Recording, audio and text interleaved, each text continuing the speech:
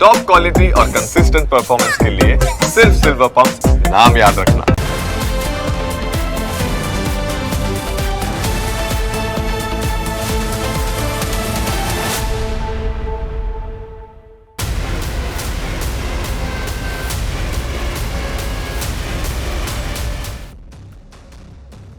ગુજરાતનું નામ આવે એટલે વેપાર, વિકાસ, શિક્ષણ, શાંતિ અને સહઅસ્તિત્વની વાત યાદ આવે. પરંતુ છેલ્લા કેટલાક દિવસોમાં સિદ્ધપુર, પાલનપુર અને આસપાસના વિસ્તારોમાંથી બહાર આવેલી વિગતો એક એવો સવાલ ઊભો કરે છે કે જે માત્ર પોલીસ કે એટીએસ માટે નહીં પરંતુ સમગ્ર ગુજરાત માટે ચિંતાનો વિષય છે.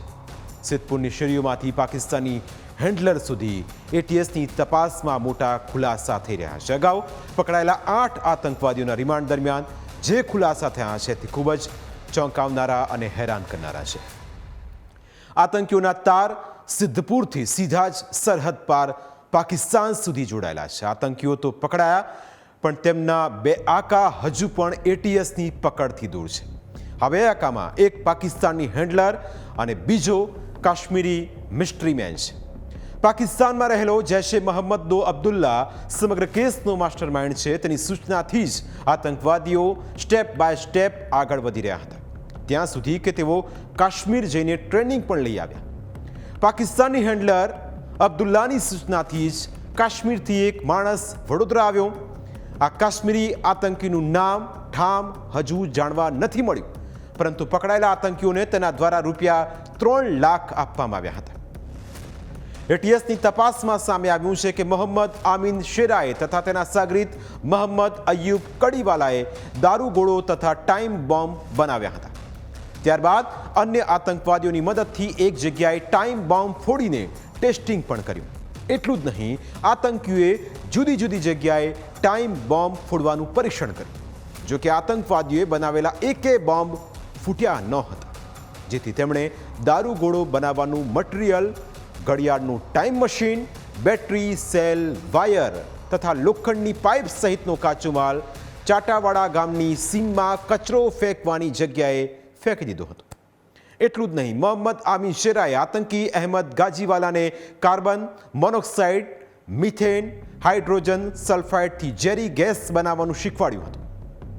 આ ઉપરાંત છાણ, મકાઈનો લોટ, મટનના ટુકડા જમીનમાં દાટીને ઝેરી ગેસ બનાવવાનું પણ શીખવાડ્યું હતું. તપાસમાં એ પણ સામે આવ્યું છે કે આતંકી આમીન શેરાએ હાલમાં પકડાયેલા આતંકી બિલાલ આબિદ શેરા પાસેથી મસૂદ અઝહરના જેહાદી પુસ્તકો મેળવ્યા. આ પુસ્તકો તેણે તેના સાગરીતોને આપ્યા.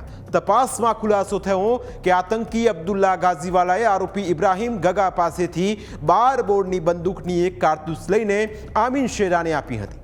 તેમજ અહેમદ અબ્દુલ્લા ગાઝીવાલા અને ઇબ્રાહીમ પાકિસ્તાની હેન્ડલર અબ્દુલ્લાની સૂચનાથી કાશ્મીરમાં એક અજાણી જગ્યાએ ગયા હતા અને ત્યાં તેઓ AK-47 તથા પિસ્તોલ કેવી રીતે ચલાવવી તેની ટ્રેનિંગ લઈને આવ્યા હતા.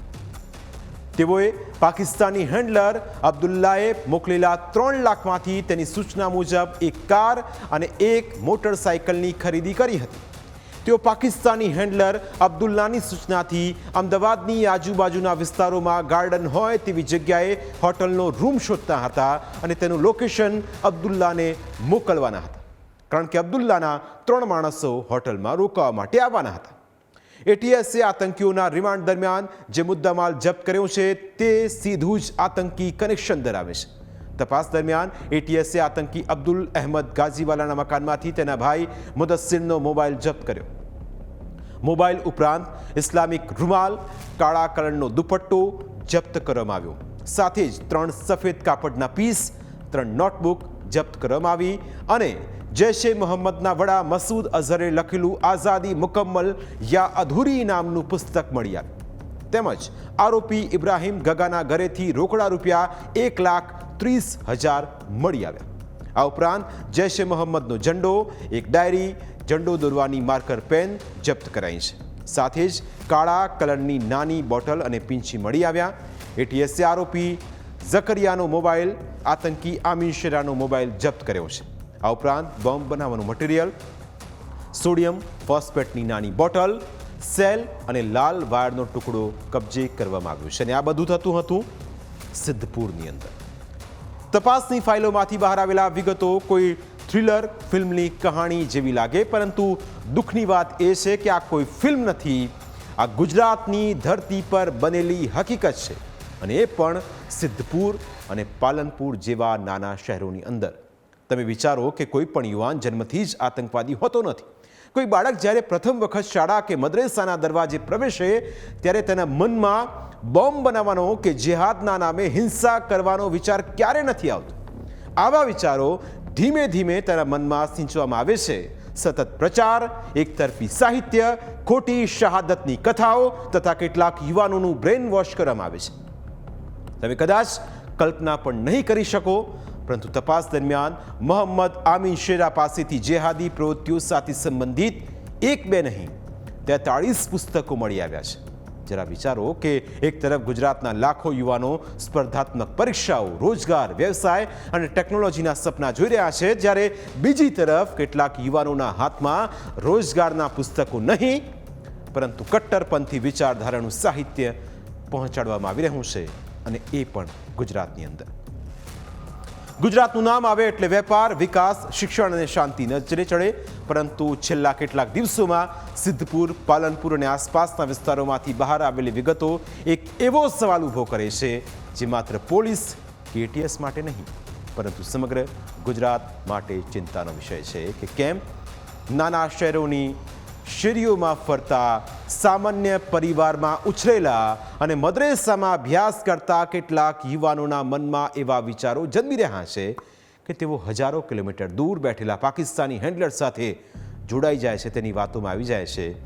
આ સમાજ સામે ઊભો થયેલો એક અરીસો છે.